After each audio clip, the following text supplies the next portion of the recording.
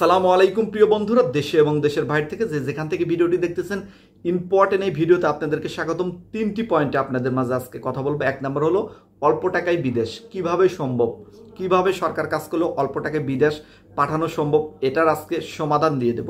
দুই নম্বরে কিভাবে ব্যাংক লোন প্রবাসীরা সহজে পাবে এবং সরকার এই ধরনের উদ্যোগ কিভাবে নিতে পারে এটা সহজে, এটার একটা সমাধান দিয়ে দেব।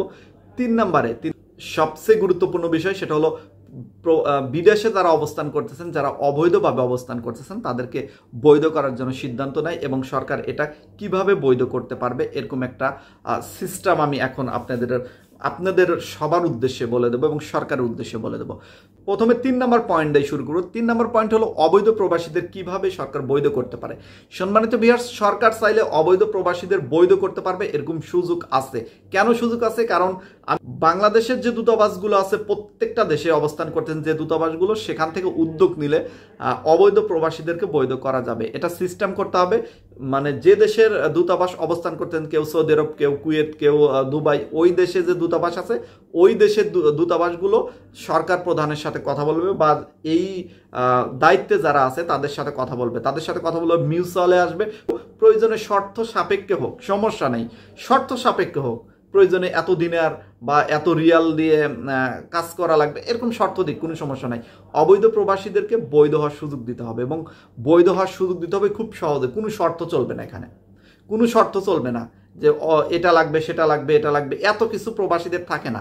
কারণ একজন মানুষ বিদেশে আসছে, তার পরিশ্রম করে কাজ করতে হয়, গায়ের রক্ত পানি করে কাজ করতে হয়, তাকে সারাদিন পরিশ্রম করে কাজ করে, এত কাগজপত্র তার গোছানোর সময় নেই, এত কিছু করার সময় নেই। শুধুমাত্র তার পাসপোর্ট দিয়ে যেন বৈধ করে দেওয়া হয় সেই দেশে। যদি পাসপোর্টের মেয়াদ শেষ হয়ে যায়, সেই পাসপোর্টের মেয়াদ যেন বৃদ্ধি করে দেওয়ার ব্যবস্থা করে বাংলাদেশের যে দূতাবাস, সেই দূতাবাস থেকে।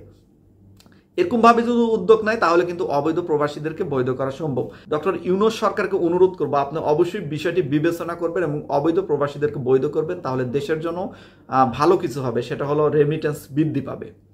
সম্মানিত ভিউয়ার্স, 2 নম্বরে যে বিষয়টি বলতে চাইছিলাম, সেটা হচ্ছে প্রবাসীদের ব্যাংক লোন। প্রবাসীদের ব্যাংক লোন কিন্তু খুব সহজে দিতে পারে, কারণ প্রবাস থেকে যে পরিমাণ রেমিটেন্স টাকা যায় বাংলাদেশে, তার যদি 5% প্রবাসীদের ঋণের জন্য রাখা হয়, 5%, তাহলে কিন্তু প্রবাসীদের ঋণ দিতে আর ব্যাংকে টাকা ঘাটতিও হবে না, ব্যাংকের টাকার সমস্যা হবে না। ভালো উদ্যোগ নিতে হবে, পজিটিভ মন মানসিকতা নিয়ে ভালো সরকারের উদ্যোগ নিতে হবে, তাহলেই কেবল সম্ভব। কারণ বাংলাদেশে যে পরিমাণ প্রবাসীরা রেমিটেন্স পাঠায়, তার 5% বাংলাদেশের প্রবাসীরা লোন নিয়ে সারতে পারবে না। তো 5% প্রবাসীদের জন্য লোনের জন্য রাখা হোক, এই দাবি জানাচ্ছি সরকারের কাছে। তারপর 1 নম্বরে যেটা সবচেয়ে গুরুত্বপূর্ণ পয়েন্ট, সেটা হচ্ছে সাংবাদিক ইলিয়াস কিছুদিন আগে এই বিষয়টি নিয়ে কথা বলেছেন যে বাংলাদেশের মানুষরা কেন সৌদি আরব বলেন, কুয়েত বলেন বা দুবাই বলেন বা মালয়েশিয়া বা ইউরোপ, যে কোনো জায়গায় যেতে এত টাকা কেন লাগে? 5 থেকে 7 লাখ টাকা, 10 লাখ টাকা পর্যন্ত লেগে যাচ্ছে, কেন লাগতেছে?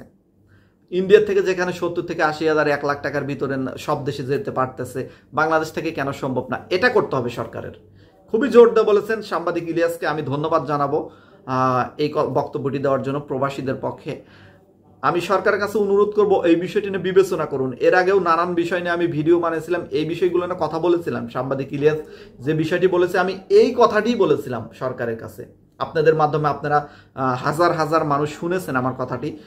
দেখা যাচ্ছে যে আপনারা অবশ্যই জানেন যে আমি ঠিক হুবহু এই কথাটিই বলেছিলাম যে বাংলাদেশ থেকে কিন্তু সম্ভব 1 লাখ টাকার মধ্যে বিদেশ পাঠানো।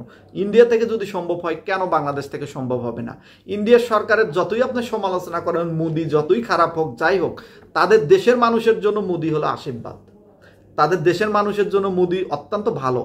কেন ভালো জানেন? কারণ দেশের মানুষের কথা চিন্তা করে মোদি সরকার। আপনি বাংলাদেশের থেকে চুষে খাওয়ার চিন্তা ভাবনা করে, কারণ তার বাংলাদেশ থেকে নিয়ে দেশের মানুষের ভালো করার উদ্দেশ্য তার। আমি চাই বাংলাদেশের স্বার্থে, বাংলাদেশের জনগণের স্বার্থে ডক্টর ইউনূস সরকার বড় ভূমিকা পালন করুক এবং প্রত্যেকটা প্রবাসী ভাই বোনেরা যেন এর ফ্যাসিলিটি পায় এবং যারা নতুন প্রবাস আসতে যাচ্ছেন, তারা যেন অল্প টাকাতে বিদেশ আসতে পারে।